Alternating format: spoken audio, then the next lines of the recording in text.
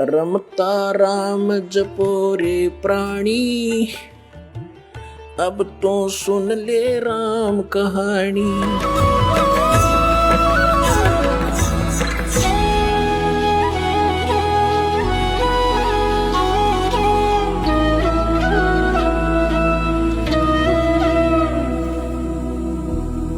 खजाना खोल दिया जो 600 वर्ष पहले परमात्मा ने कहा था, धर्मदास मैं आपको ये सारा ज्ञान बताऊंगा, लेकिन इस तत्व ज्ञान को अभी सार्वजनिक मत करना। धर्मदास मेरी लाख दुहाई, ये सार नाम की तबार ना जाई, सार नाम बार जो पढ़ी, बिचली पीढ़ी हंस नहीं तरही।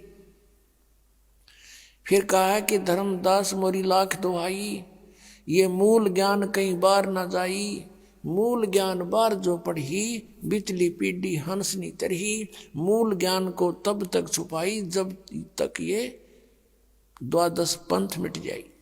अपने आत्माओं, उस परमेश्वर ने आकर स्वयं ही हमारी सुध ली, अपनी जानकारी आप बताई आकर के। अपने आत्माओं,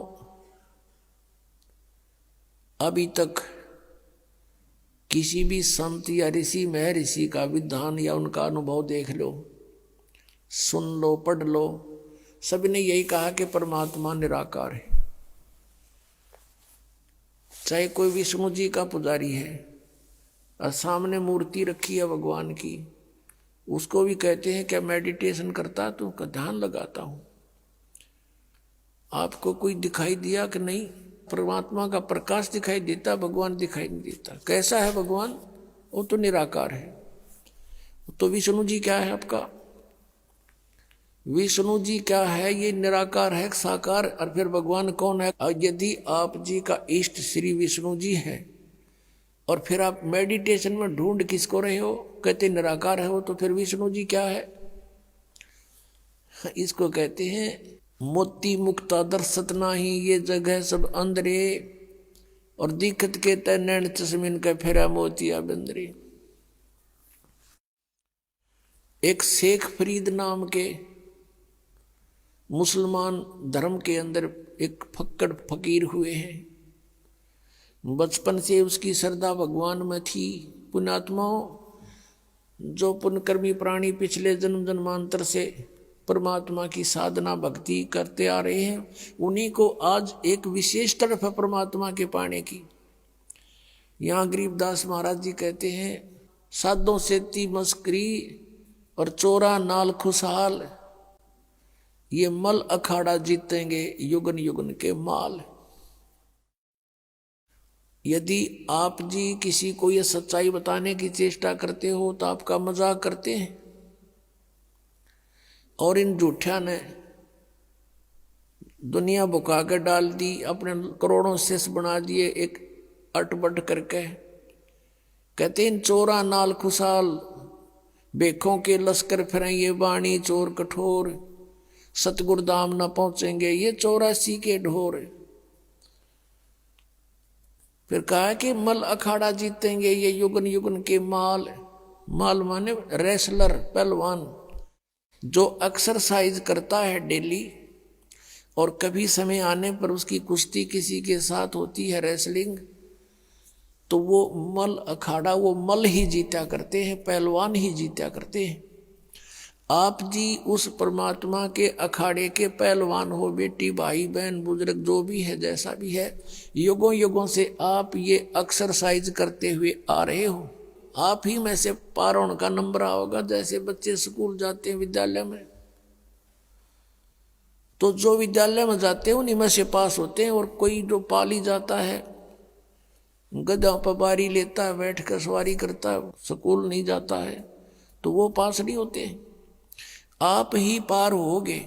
अब आपको वो विद्यालय मिल गया जहां सीधी टिकट सतलोक की मिलती है, तो अब आप पिछले जन्म जन्मांतर से तपस्या साधना भक्ति जैसी भी पता लगा भगवान के लिए अवश्य प्रयत्नशील रहे हो, और तुम्हारे में से आज सिलेक्शन हो रहा है।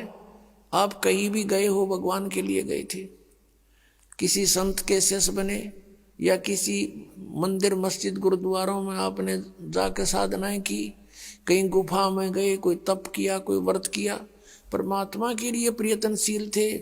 आप पिछले जन्मों के पहलवान थे, आप माल थे पिछले जन्म जन्मांतर के, लेकिन आपको दिशा ठीक ना मिली, जिस कारण से आत्मा आपकी भगवान बिना नहीं रह सकती। इस काल ने हमारे को मूर्ख बनाने के तरीके बहुत अपना रखे हैं। कोई शुक्रवार का व्रत रख के अपने आप को संतुष्ट मान रहा रखे रहे, कोई सोमवार का व्रत रखता है तो बहुत अच्छा रखे रहे, क्योंकि सैकड़ों समर्थक हैं, हाँ सही है मैं भी करता हूं। और ये किसी को नहीं पता कि गीता जी के 16वें अध्याय के 23वें श्लोक में लिखा है कि शास्त्र विधि को त्याग कर जो मनमाना आचरण करते हैं उनकी न तो गति होती है, न कोई सुख प्राप्त होता है, न उनकी कोई सिद्धि प्राप्त होती है। यूजलेस। गीता जी अध्याय नंबर 16 के श्लोक 24 में तुरंत कहा है कि इससे तेरे लिए अर्जुन कर्तव्य और अकर्तव्य की व्यवस्था में सदग्रंथ ही प्रमाण है, नथिंग एल्स। किसी की दंत कथा पर मत विश्वास करना, जो अपने सदग्रंथों में लिखा है उसी में वे ऑफ वर्शिप सही है, फाइनल है।